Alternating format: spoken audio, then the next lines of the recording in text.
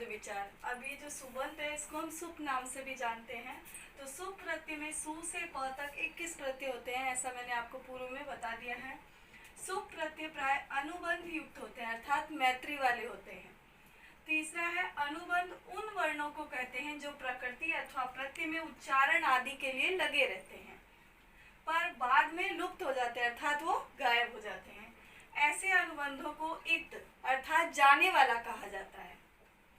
अब बच्चों जो सुबंत के सुप के 21 प्रत्ययों किस प्रकार के, आप ध्यान पूर्वक सुने और देखें। सबसे पहले हमने एक सारणी बनाई, विभक्ति, एक वचन, द्विवचन, बहुवचन। उसके बाद हमने लगाया कारक चिन्ह और कारक। तो हम लेंगे सबसे पहले प्रथमा विभक्ति। तो इसका नियम ये है, प्रथमा में आएगा सु से लेकर प, अर्थात सुप कैसे नाम पड़ा उसके बारे में भी जान ले। सु और लास्ट वाली जो सप्तमी विभक्ति का सुप अर्थात प है उसको मिलाकर सुप बना, अर्थात ये 21 प्रत्यय।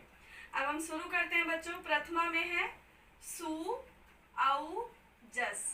उसके बाद द्वितीया में है अम, औट, सस। उसके बाद तृतीया में टा, भ्याम और भिस।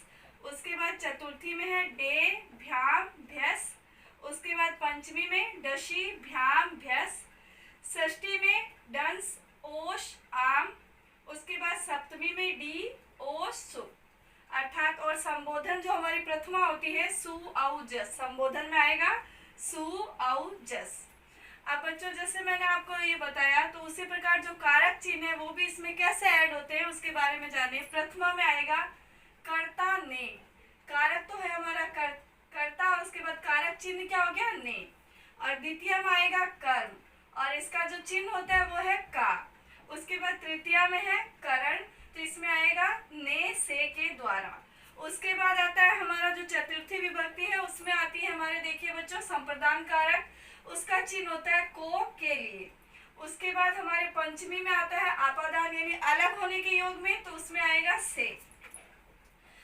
षष्ठी जो है उसमें है संबंध यानी का, के, की। उसके बाद अधिकरण आता है, उसमें होता है में, पे और पर। संबोधन में हे, अरे और रे, ये सारे आते हैं बच्चों। इसके अलावा एक सारणी है जो सुप प्रत्यय है, उसके जो अनुबंध प्रत्यय होते हैं अर्थात जो 10 प्रत्यय होते हैं वो किस प्रकार के हैं उसका अध्ययन हम आगे चलकर करते हैं।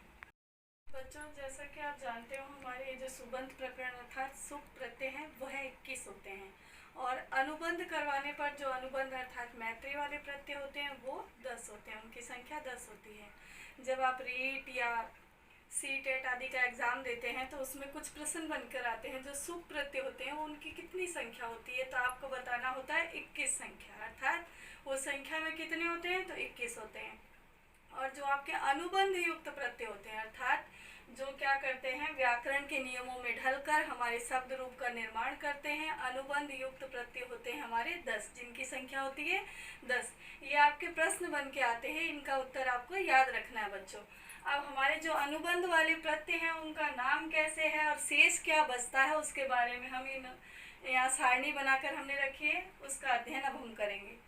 सबसे पहले है बच्चों सु, जो प्रत्यय है वो है सु। अब वो बना कैसे, स प्लस छोटा उ, तो ये बना सु।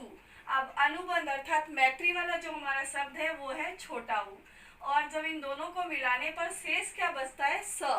और ये जो हलंत लगाया हमने इसका मतलब जो तिरछी रेखा होती है ये हलंत कहलाती है। इसका मतलब आप समझते हैं कि शेष क्या बचा उ, और उसके बाद विसर्ग, ये शेष बचता है जब हम मैत्री व्याकरण के नियमों के अनुसार जब कोई शब्द रचना करते हैं अर्थात जब कोई शब्द रूप बनाते हैं प्रत्ययों को मिलाकर। तो अब एक बार पुनः सुने, सु का होगा स प्लस उ, उसके बाद छोटा उ अनुबंध है हमारा और शेष बचा हुआ स और विसर्ग।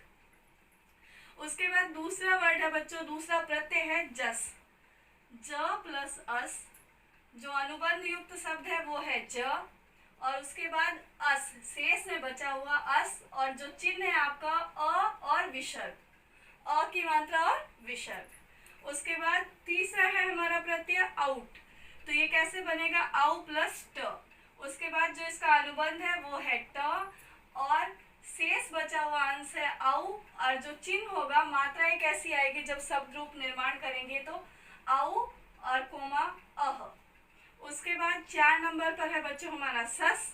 अब स प्लस अस, और जो अनुबंध युक्त शब्द है वो श, और वो शेष जो बचा हुआ है वो है अस, आन और विसर्ग। उसके बाद है हमारा टा। अब इसका जो प्रत्यय वो कैसे बना, तो ट प्लस आ, और जो अनुबंध है वो हो गया ट, और शेष जो बचा है वो आ और एन। उसके बाद है हमारा 6ठे नंबर पर डे। तो इसको जो हम प्रत्यय में विभाजित करेंगे तो ड प्लस ए से मिलकर बना डे। जो अनुबंध है वो है ड, और जो शब्द बचा, शेष शब्द बचा ए, आय और आई। उसके बाद है बच्चों हमारा 7 नंबर पर डसी। तो अब इसको जो हम प्रत्यय में विभाजित करेंगे तो वो होगा ड प्लस अस प्लस ई, बना ड, जो हमारा अनुबंध शब्द है ड और ई, दो शब्द बनेंगे।